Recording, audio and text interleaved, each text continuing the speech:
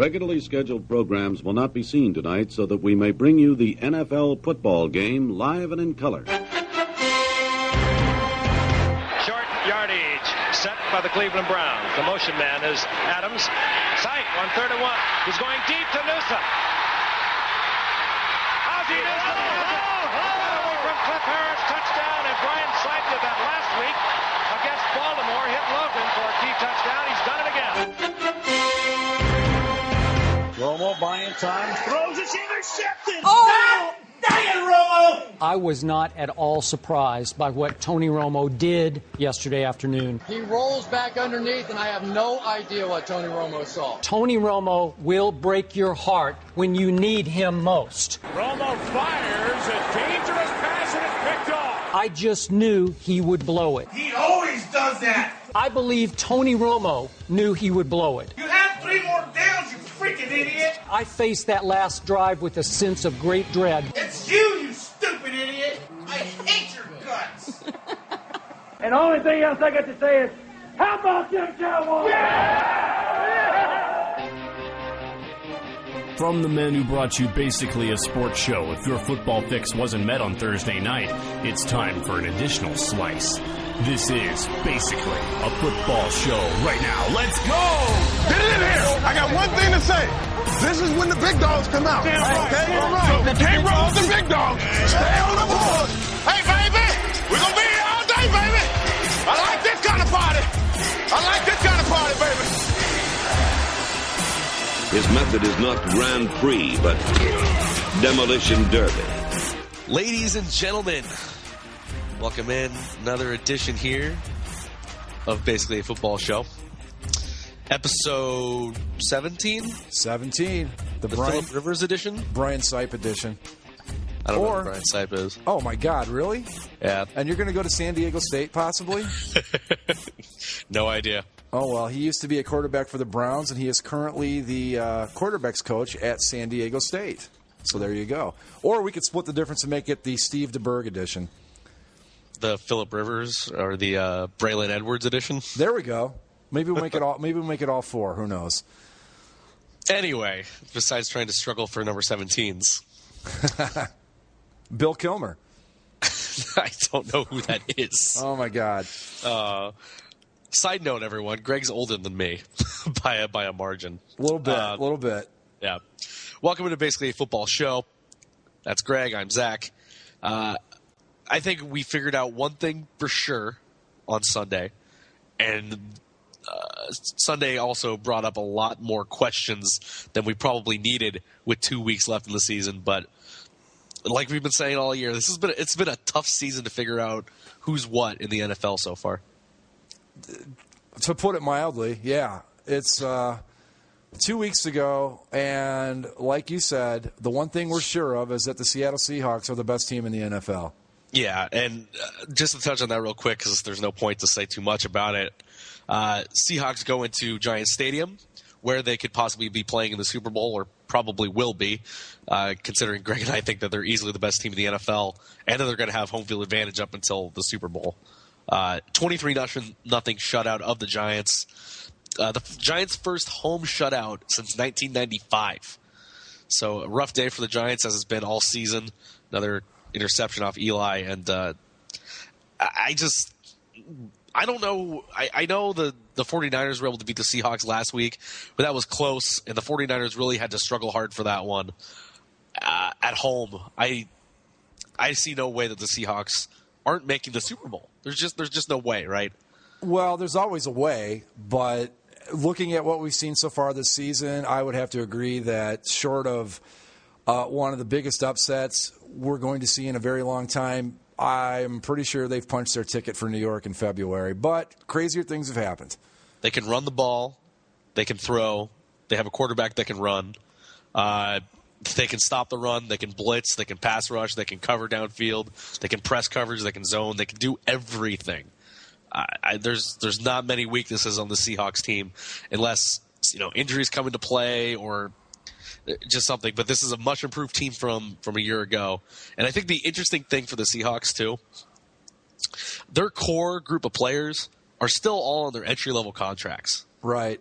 And so I think this is kind of you got to strike while the iron's hot in Seattle, because I think it's after next season, 8 of their top guys are going to be up for free agency, including guys like Russell Wilson and Richard Sherman. Maybe Richard Sherman's even next year, but this they got to work this thing right now, or else I don't know if the Seahawks are going to be making it back anytime soon. They're not going to be able to pay everybody after this run's done. Well, that's the thing, especially in this day and age in the NFL, that you just don't see teams when you've got 8 guys coming up. My guess would be that Russell Wilson probably won't be going anywhere, but the rest, I wouldn't make any plans on living in Seattle. I mean, unless of course they give a hometown discount or something like that comes along. But short of that, yeah, this is their window. And they've got to strike while the iron's hot. And this is their time because, like you said, in a couple years, they'll have to regroup and do it all over again. So this is it for them. And barring something unforeseen, I just don't see how they don't get it done this year. No, and especially at home. And, yeah, they've had some struggles on the road, but I think this is the best the Seahawks have played on the road in several years. Absolutely. The games that they've lost tight. It's a different Seahawks team. There's something about them. Pete Carroll's really done a job there up in Seattle. But staying in the NFC, and what was easily probably the weirdest finish of the day, or the one you could see a mile away if you knew who was on the other side of the football. The Greg's Green Bay Packers winning another game without Aaron Rodgers, staying right there in the NFC playoff picture, still very much alive for the NFC North title after their best player, one of the best quarterbacks in the league, top 4 quarterback in the league, being out for 5 weeks now? 5, 6, something like that. And it didn't look good early. At halftime, what was the score? Only 26-3? 26-3. 26-3 in favor of America's team, the Dallas Cowboys.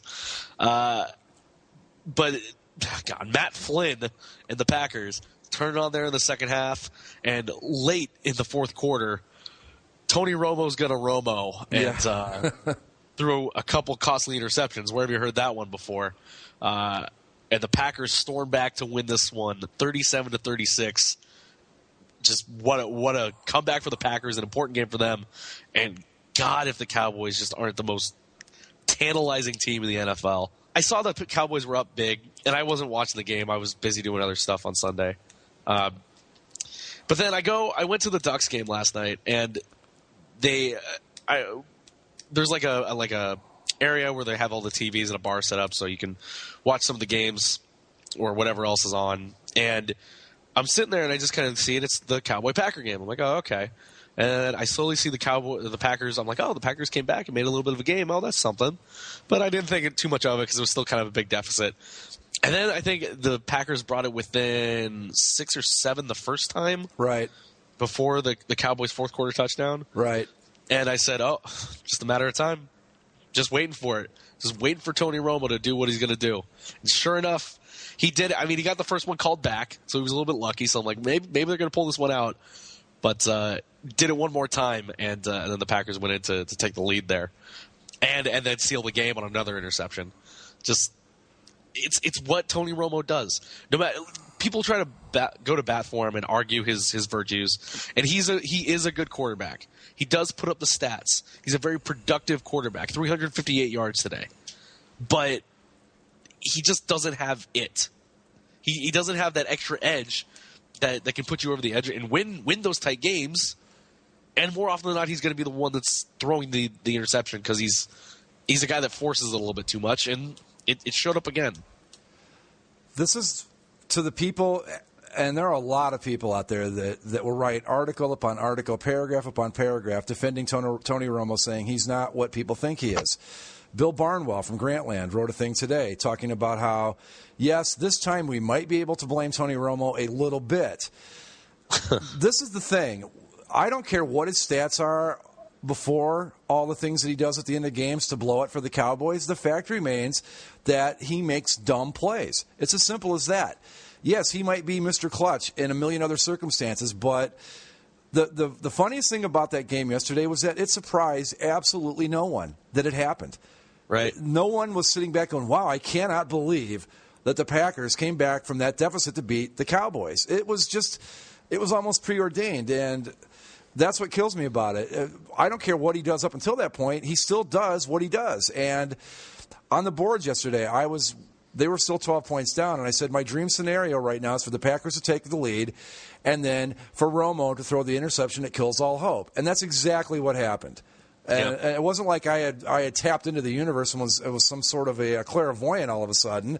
It's just you got to go with the data that's available, and the data that's available suggested that was more likely to happen than not, and it's exactly what happened. I think the only reason it was unlikely at the time is it's a 26-3 lead. Right. And it's Matt Flynn on the other side, and it wasn't Aaron Rodgers. Right. So I think it was kind of, okay, you're going to kind of give it to him, especially because the thing that's odd is in that second half, the Cowboys were dominating running the ball in the first half. That's what got them out to the big lead. They were averaging, 7 yards a carry at one point?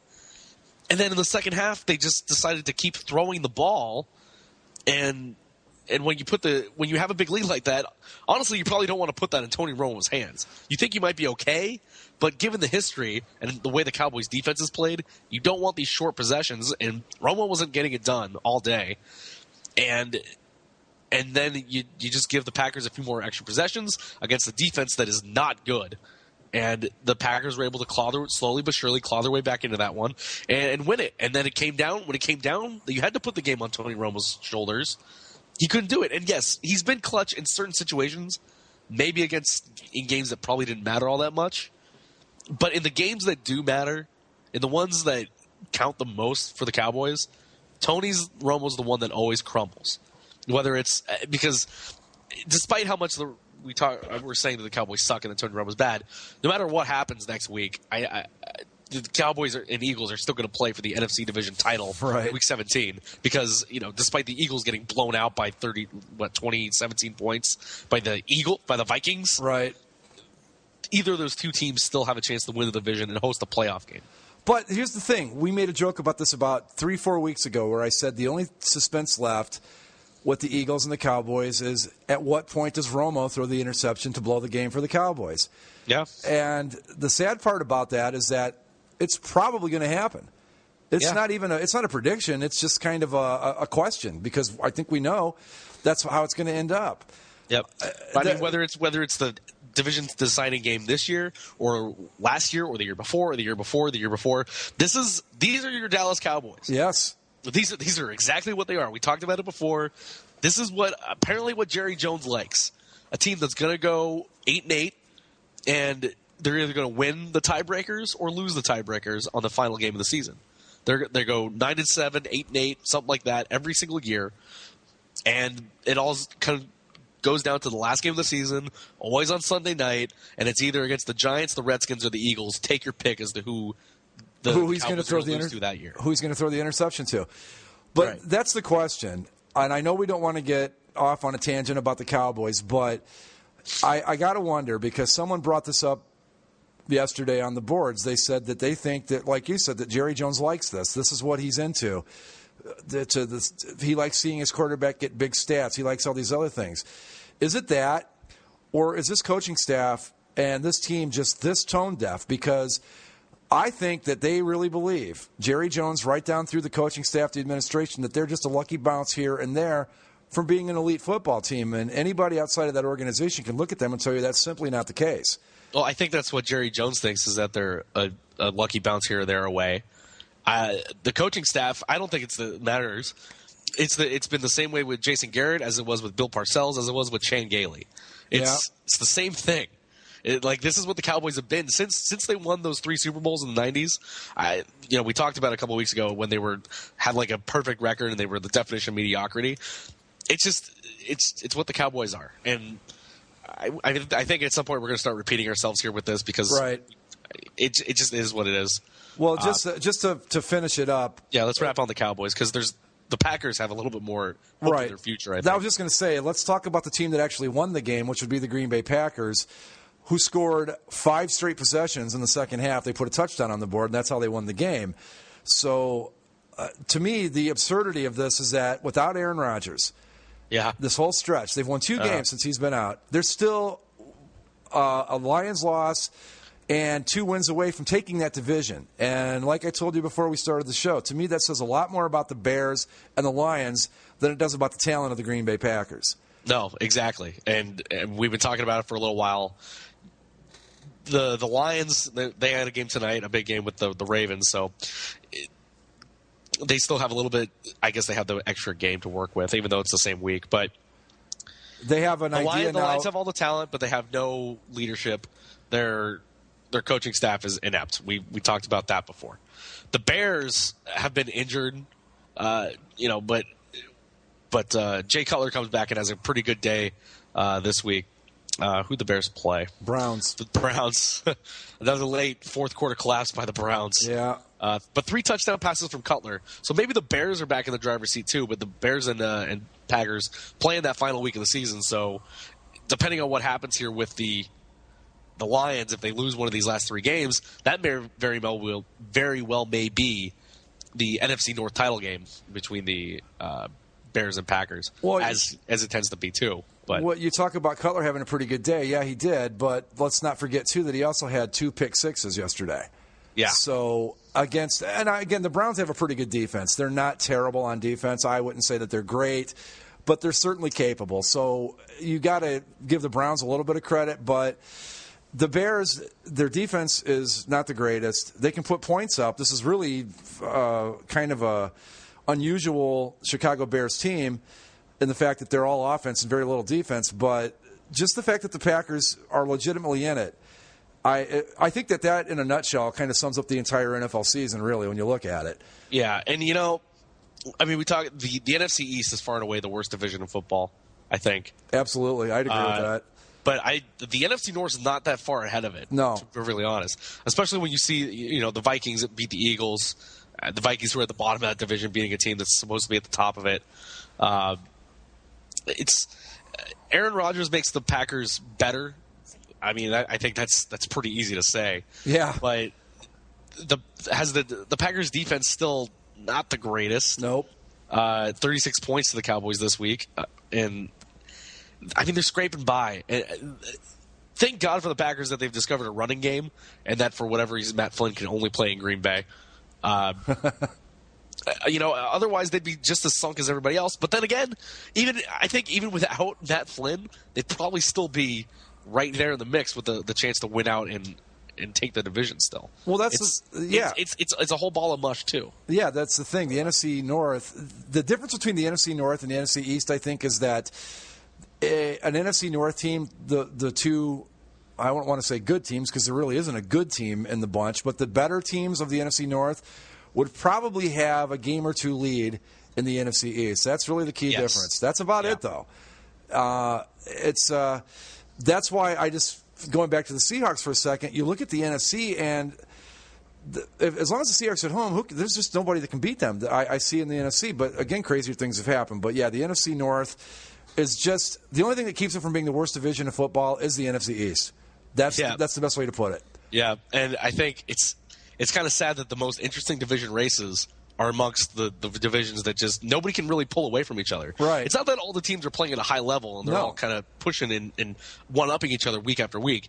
It's that none of them can just get it together and escape from the other ones. They win a couple, they think they're okay, and then they either get an injury or they just play dumb like the Lions and they fall back down to the pack. No pun intended.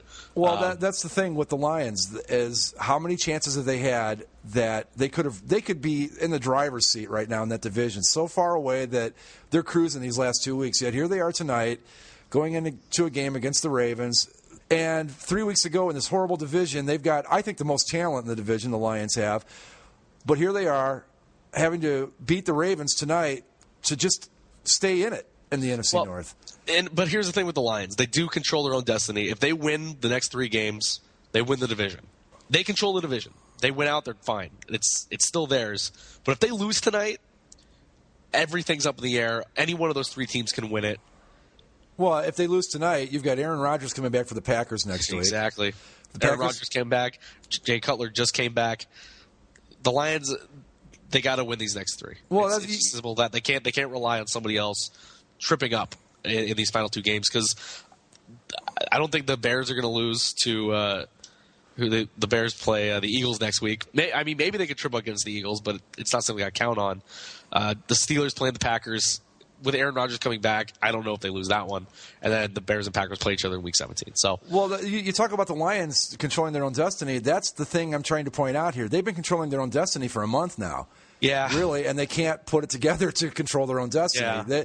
If they end up bouncing out of the playoffs at this point, they have got no one to blame but themselves. Yep. Because this division was handed to them on a platter 4 or 5 weeks ago, and they couldn't do anything with it.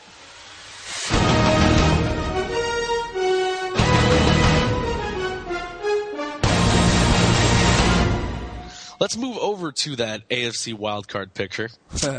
And,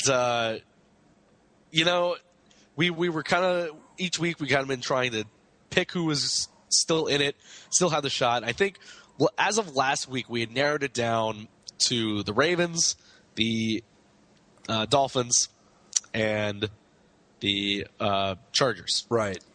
Now, the week before, the Ravens barely held on in a crazy game. The Chargers still kept themselves alive, and the Dolphins still chugging along.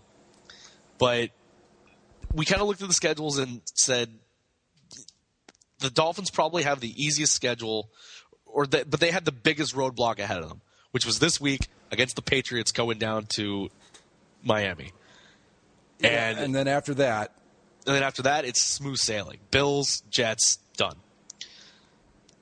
I think the Dolphins are easily in the driver's seat now, more than they were before Sunday morning. Patriots come in without Gronk and just aren't able to muster almost anything. The Dolphins stay with the Patriots. They play pretty hard against them. Great day by Tannehill, 312 yards, 3 touchdowns.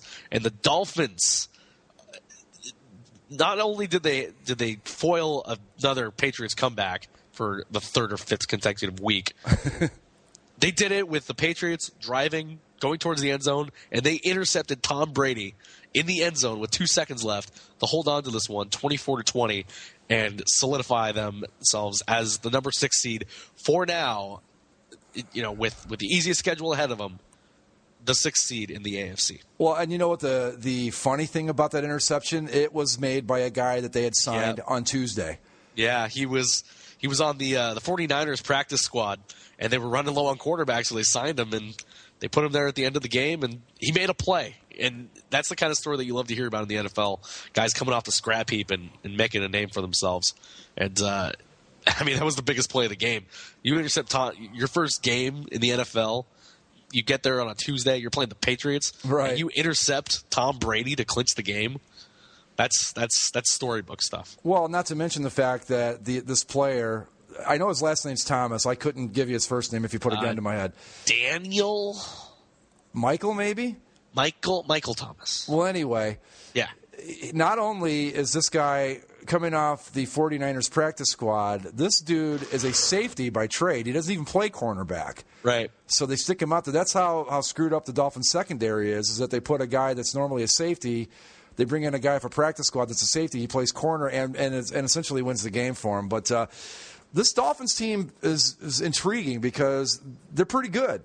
They have had some ups and downs this year, but when they're hitting on all cylinders, they're not a bad football team. And I'm wondering at this point if they might be a team that's got the potential. I don't want to crown anybody else as the Ravens except the Ravens at this point, but do you think the Dolphins have the potential to maybe be this year's Ravens? Not necessarily beating Seattle and winning the Super Bowl, but could they be the team that all of a sudden here they are? I think the pieces are there. I like what Tannehill has improved a lot over the season. Yes, he has. And it's kind of making the Colts loss to them at the beginning here look a little bit not as bad as I thought it was at the time. But they're still working with a patchwork secondary. I don't know how far that can take them, but it really depends on who they play in the first round. Because as it is right now, with the Patriots losing, they were in danger of falling down to that 3rd seed had the Bengals won, but we'll talk about that in a second. They dropped an egg in Pittsburgh. Not a good game for the Bengals, but they could play one of 3 teams at this point. They could play Indy, They could play Cincinnati, or they could play New England. Or I guess technically they could play Baltimore if Baltimore wins out and wins the division, which is still very much in play because they do play the Bengals in the final week of the season, and the Bengals are just – I don't know what to do with them. But I don't know if they could beat Indy a second time, right? Especially going to Indianapolis the second time. Right. And they would see them before. They know what's coming at them, and the Colts are a better team than they were then. They're obviously having some issues, but they're still a better team than they were then. The Bengals could be had. The Ravens, I guess so. And I don't think they would beat the Patriots the second time, especially if it was in New England. So I don't know if they could pull that sort of thing, but they have some momentum rolling for them, that's for sure. I would just say that the whole thing is just, well, it just makes your head want to explode. Still a lot of moving parts, yeah. Right. The Dolphins, I just want to say that they're probably a little bit better than people think they are. Yeah. But I don't know if I want to go so far as to say that I think that they could potentially knock off one of those teams, but boy, if they've got to go on the road to do it, they need a lot of things to break their way for it to happen, I guess would be the way I would put it. Yeah, and before the season, Miami was the kind of trendy pick to say that they were going to be the ones that finally usurped the Patriots in that division. And, they got off to a rough start. And so a lot of people are trying to take that back and say, oh, well, they're still a young team, they're learning. And I think they have learned. I think they have improved over the season. Ryan Tannehill has morphed into a very effective quarterback. He's able to move very well. He's quick with his feet. He's quick on decisions. He can put a great touch on the ball when he needs to. So they've built – I think they're going to be a lot better next year now that they know what they have and how they're improving. But I don't want to go so far as to say that they're the Ravens, because I think the difference between this year's Dolphins and last year's Ravens is the run game and the defense. I think the Ravens' defense last year was a lot better than what the Dolphins are doing, and the running game. Ray Rice hasn't a good year this year, but he had a great year last year. Right. Was able to kind of control the games and allow Joe Flacco to be able to huck it up from time to time like he tends to do. So I think they've gotten better. They have the momentum, but I don't think there's enough there that would be able to carry them on any sort of playoff run. I just wonder how this team would be if the Richie Incognito thing hadn't happened, because they kind of. Well, then again, they were in a 3-game losing streak when that whole thing started, so it's kind of hard to say that was the point that may have cost them a better seeding in the playoff, et cetera, et cetera. So. Right. And Richie Incognito does come off his suspension this week, but I can't imagine him playing for the Dolphins at any point this season. I'm seeing a headline in front of me right now: Incognito to stay suspended with pay for season. Right. So that's that. So that's that. But anyway, nice win by the Dolphins. It was the one that when we were talking about playoff possibilities, we kind of thought that this would be the game that they would trip up and then have to go out and beat the Jets and the Bills to even be in it still. So right. They took their biggest roadblock and got it out of the way yesterday. On the Patriots side of things, when Denver lost on Thursday, New England then had the chance to jump into that number 1 seed. And for at least a couple hours before the Bengals played, the Patriots were in danger of falling all the way down to number 3. I think that Gronk injury, you see it a lot more. You kind of saw it at the beginning of the year when Brady was so frustrated with all the wide receivers he had to work with. Right. And then he gets Gronk back, and he's able to make some of these long throws, find these guys deep. But you saw it against the Dolphins that Gronk was their deep threat. He was the guy that Brady could throw it up and knew that he could come down and catch with it. Right now, the Patriots are working with a bunch of possession receivers, a bunch of tiny little guys that work out in the flats. And they just, they can't throw it more than, 10, maybe 15 yards downfield. And even then, it's kind of a stretch. You're going to throw Julian Edelman or Danny Amendola over the middle against a linebacking core. Like if they did have to play Denver again, if they had to play him against, like guys like Danny Trevathan, the Patriots offense is in trouble again. And because the running game's not working, and they just have a bunch of tiny receivers that can't move the ball down the field in any sort of quick capacity like they could over the last couple of weeks when they had these furious comebacks. Well, I watched some of the highlights from that game yesterday, and there were 2 or 3 different plays where Brady would make the throw, and it was basically, if it had been Gronk, it's a catch, it's a touchdown. Sure. Yesterday, it wasn't.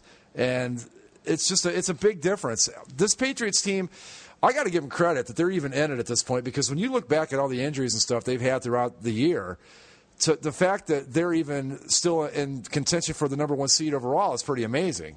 Right. But they can be had this year, and the further they go, the more impressed I am, because that tells me how good Brady is as a quarterback and how good Belichick is as a coach. Because this team it's been a patchwork receiving corps pretty much since week 1, and they've had no running game at all, and here they are, still right in the thick of it. It's amazing. Yeah. But I think kind of watching as Denver loses, as New England loses, as Cincinnati gets dump trucked, and the Colts made easy work of the Texans, but who hasn't lately? The Chiefs are able to start scoring in bunches. Miami's all over the place. Who is the favorite in the AFC at this point? Is it the Patriots simply because of Tom Brady? There's nobody that sticks out of this AFC field right now and says this is a team that's going to be able to dominate the AFC part of the playoffs, go into the Super Bowl, and be able to beat Seattle on a neutral field. I don't see that team out there right now. Well, maybe the Broncos when the offense is clicking and when the Broncos are running at full cylinders, maybe, but they've shown that sometimes they can be had themselves too. The team that this is the thing. The team that I like the best, but you got to put a big caveat on here. If they are playing well, right? The Cincinnati Bengals, in my book, because they've got a good defense when they're playing smart and when they're playing well. The problem with the Bengals is that they don't do that consistently enough for me to seriously consider them a real threat to make the Super Bowl. If this team hadn't played and done some of the dumb things they've done throughout the season, I think they've got enough talent on both sides of the ball to get it done. But you've got to throw that in, that they play dumb football. They lose games they shouldn't. They had a chance yesterday to really put themselves in a position to be really in a great spot come playoffs, and they threw it away against a team that they had no business losing to. So right now I'd say if the Broncos get home field advantage, I got to go with the Broncos as the best bet out of the AFC. But other than that, I couldn't tell you. Yeah, I think the Thursday loss, it's one of those Thursday games. It's hard to tell what gets factored in there. And, I mean, the other 2 losses Denver has were a hard-fought game against the Colts, who at the time were playing at their peak. Right. And against a loss to the Patriots that is just inexplicable, the more and more you look at it. To have that second half fall, to lose in overtime on a punt mishandle. I think Denver's losses have a lot more asterisks, and kind of you can defend those a little bit more. There's some caveats to that, but sure. So Denver's the best team in the AFC, I think, but they can be beaten. New England can be beaten. Cincinnati can be beaten. Indy can be beaten. All those teams can be beaten. Whereas, like we said earlier, Seattle, you got to try and really find the holes that in what you want to try and project them as being, a team that can be had. That's with the Seahawks. Who is the team that is going to be able to go into that place, not let it affect them, and get the job done? I just don't see it in the NFC. But in the AFC, you know what's funny? If we think back to, say, 8 weeks ago, we were talking about the possibility of maybe the Broncos running the table and the Jaguars not winning a single game. Yeah. And since then, a lot of things have changed. But it's anybody's ball game in the AFC right now. The Ravens may be the Ravens again this year. They're still not only in the hunt for the playoffs, but for the AFC North title. So yeah, who knows? I like the Bengals if they're playing well, but that's the thing. You cannot depend on them playing well. Yep. Talking about, I think the one team that could probably go into Seattle, and it might be Carolina. Maybe. Panthers, pretty easy win over the Jets. But the thing that made that Panthers win a little bit more important was the Saints going into St. Louis and just getting rolled over. Yeah. What? A week after the Panthers go into New Orleans and just get dump trucked in New Orleans, as a lot of teams have, the Saints go on the road in a dome against a team that was 5-8 at the time, and they get beat pretty handily. I mean, it was 24-3 at half. It got a little bit closer there in the fourth quarter, but a 27-16 win for the Rams over the Saints. And the Rams have done this to a couple of teams over here over the last few weeks. But what happened to the Saints? What was that? Was it just a letdown? You can't expect them to get back up and whatever? It's weird to see the Saints, who have now lost to the Rams and the Jets on the road at different points this season. And are the Saints just that bad out of the Superdome? Well, my thought originally with their road troubles was it was outdoors. That was their issue. The elements were what wreaked havoc on them on the road. So looking at that, I thought they would go into St. Louis, and since it's a dome, none of that stuff would matter. And I thought that was their issue. They just weren't good outside. Turns out they're just not good on the road. Because the Rams are – you want to talk about a team that might be able to go into Seattle and beat them in Seattle, maybe the Rams.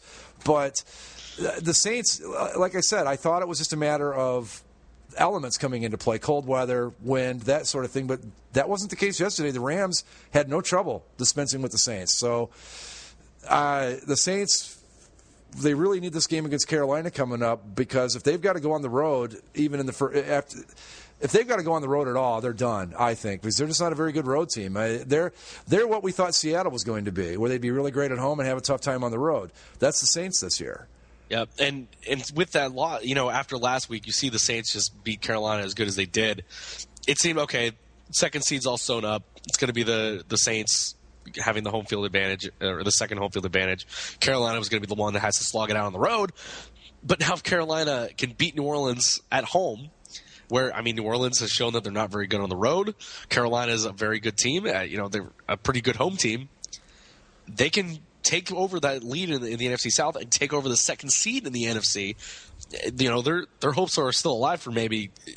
That's why I think that they would be one of the teams that could go into Seattle, is if they get the home field advantage, or at least the second seed, they're going to have their game at home. They can win that one and then maybe get some momentum going up into Seattle.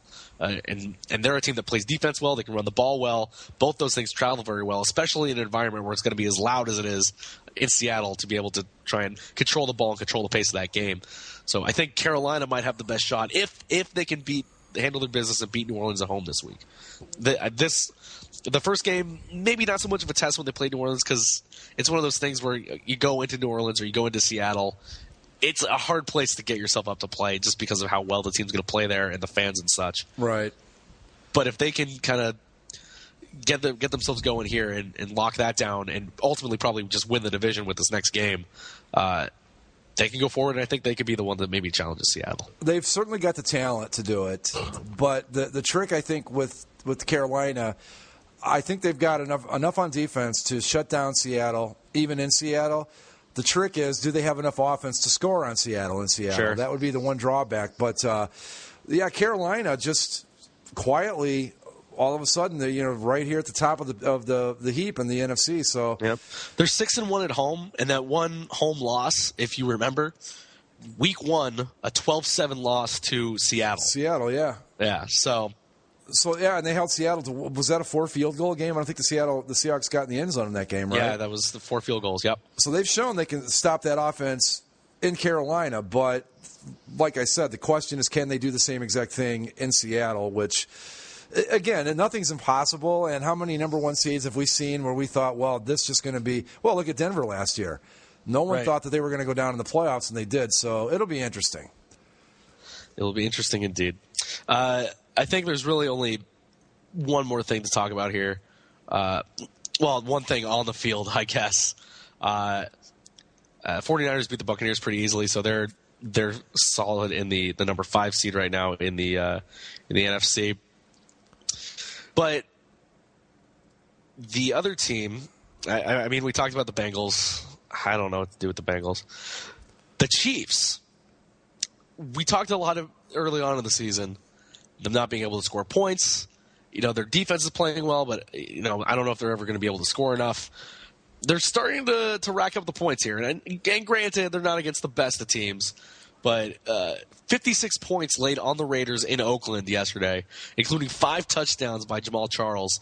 The Chiefs rounding into some sort of offensive form, and maybe they're kind of rolling along and getting some momentum at the most important time going into the stretch here. They're an interesting bunch. If they can play the offense like they've played it the past 2 weeks, and like you said, it was against Washington, it was against Oakland, so you got to kind of throw that in and take away some style points because of who they were playing. But the question mark with them, and I've heard a lot of people talking about, is what happened to their defense. Well, 2006, I think the Colts won the Super Bowl.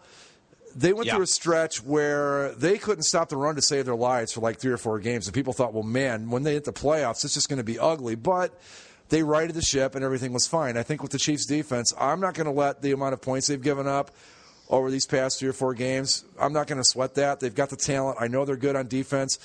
If the offense plays like it does, if the offense can score, I won't even say score like that because that you can't expect anybody to go out and hang 45 and 56 up every week. But if they can be consistently effective like they've been over these past 3 or 4 games, they're a real threat all of a sudden. Yep, and as a Colts fan I think it's pretty much happening that we're slotted to play the Chiefs in the first round. I'm not as comfortable playing the Chiefs as it was a few weeks ago, just simply because of that. And I thought, okay, the Chiefs aren't going to be able to score. We just got to be able to put up a few points, and we'll be able to beat them. If they can bring that into Indianapolis, that'll be a much tougher game than I would have liked a few weeks ago. Right, because it's easier, I think, for a defense to pop out of a slump than it is for an offense to do what. So what I'm trying to say is basically that the defense will be okay. If the offense can stay like this with the Chiefs, the Colts are going to have some problems if Kansas City ends up coming to Indianapolis for that game. It's going to be tough. But I'm going to go back and say it again. I've seen the Colts play great football this year. I know they have it in them. It's just a question of if they can bring it back at some point here over the next few weeks. Yep. Couple last things to finish up our roundtable here on basically a football show. God, I keep seeing that Bengals score, and it just disappoints me. Silly Bengals. I believed in you. Take away the first quarter, and they're fine. Oh, God, 21-0.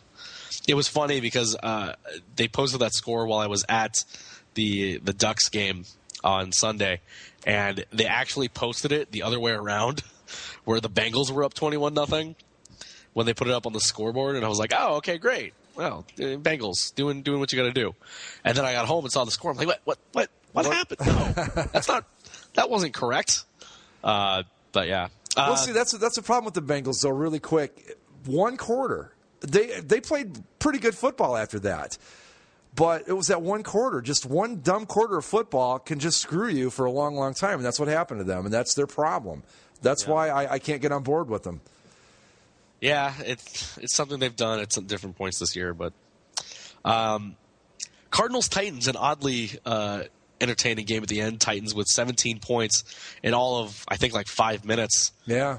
To force it to overtime, but the Cardinals come out on that one. Barely hanging on to their playoff hopes. They're going to have to hope for the 49ers to slip up here against Atlanta this week, or they're going to have to go into Seattle and perform some sort of miracle and win in Seattle. But good showing by the Cardinals this season. A lot of fight in this team, but I think they're just going to fall just short.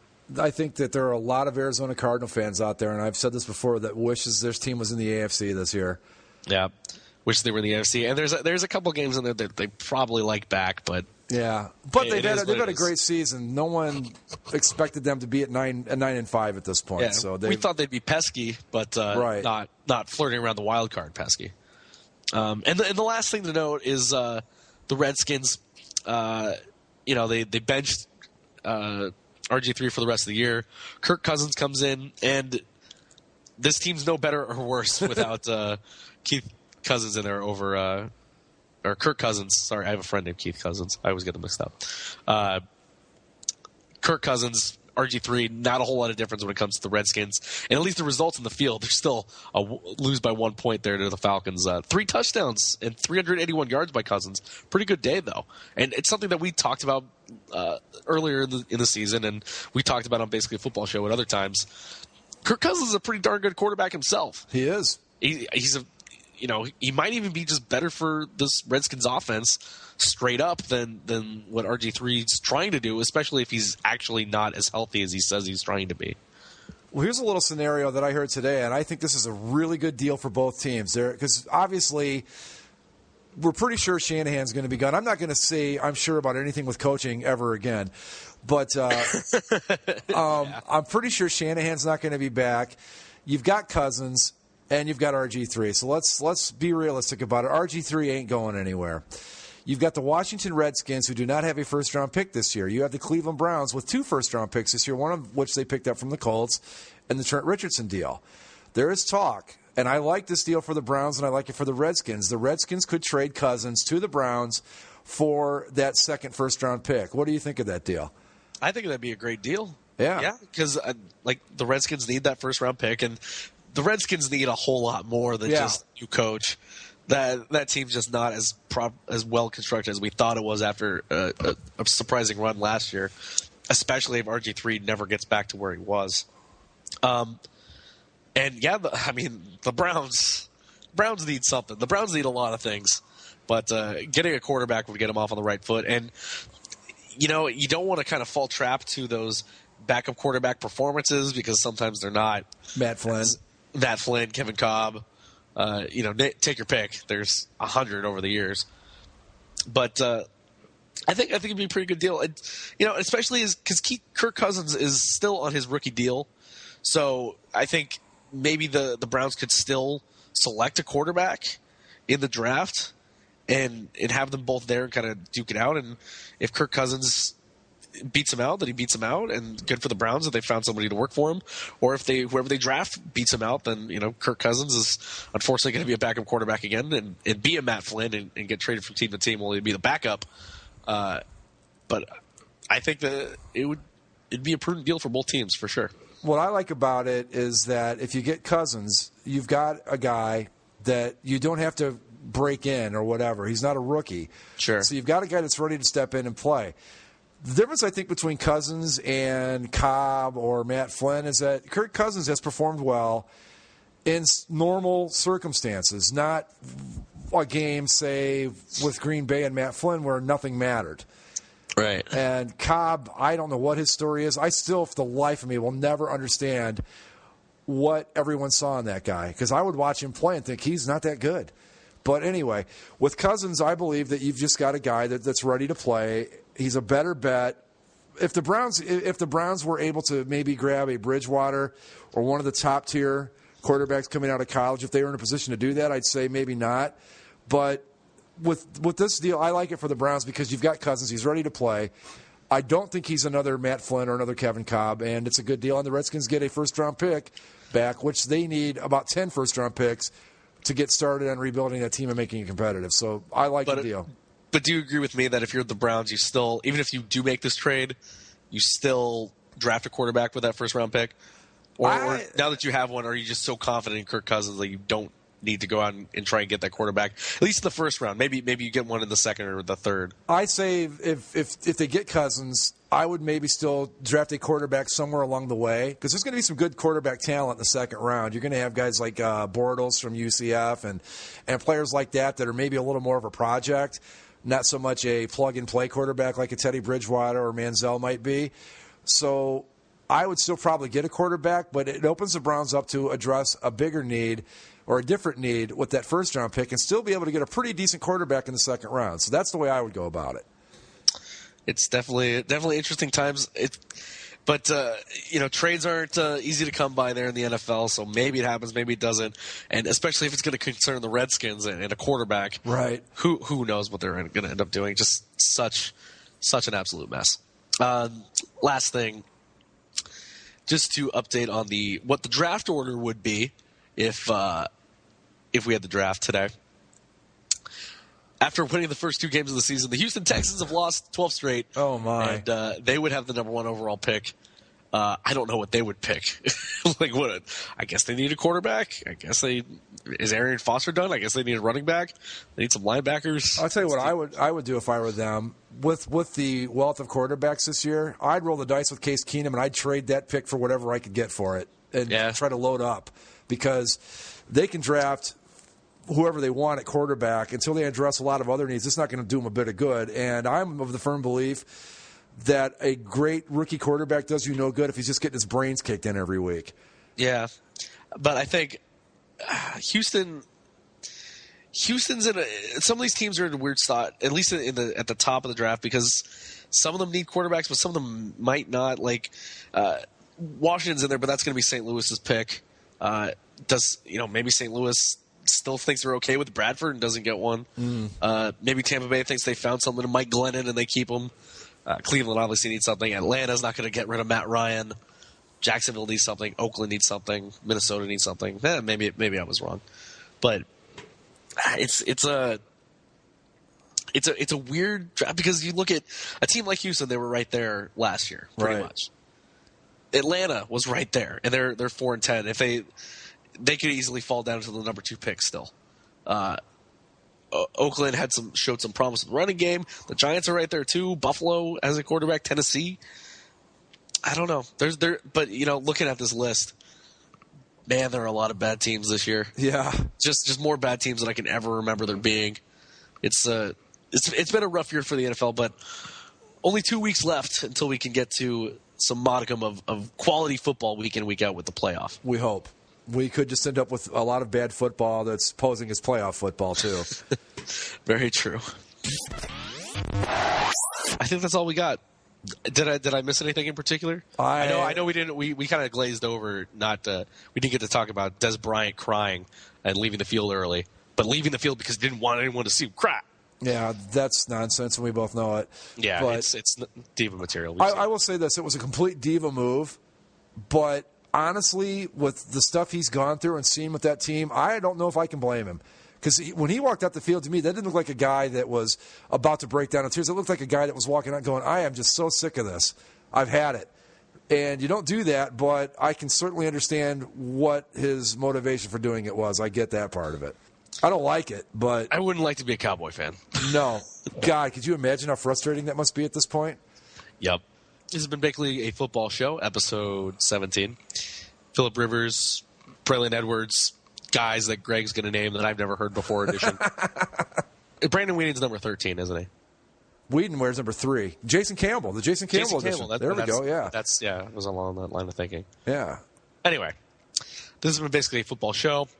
Subscribe to us on iTunes.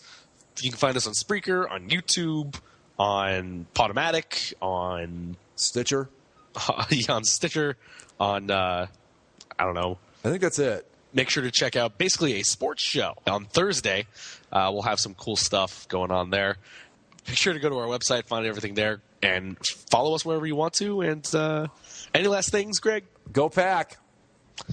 Go Colts. Beat. They got the Chiefs this week. Big game. Ooh. Big game against the Chiefs. A little playoff preview, maybe. I think we're all done. We're just going to keep rambling on here unless we don't cut ourselves off. As we tend to do on every single show we do. But hey, are you done? Oh, yeah, one more thing. For Greg, I'm Zach. This has been Basically a Football Show. We will see you Thursday on Basically a Sports Show, and next week with a brand new edition of Basically a Football Show. Episode 18, the Peyton Manning edition. No doubt on that one. No doubt on that one. Look out for it. Basically a Football Show. We'll see you later.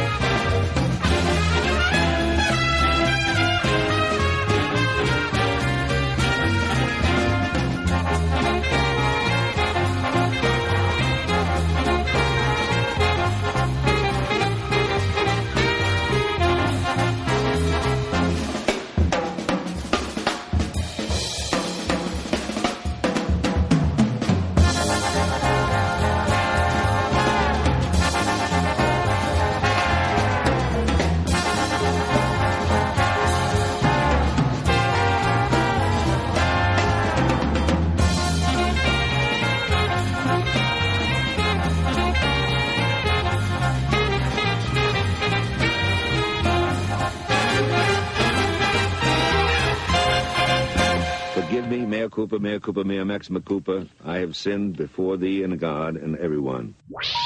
Please hang up and try again.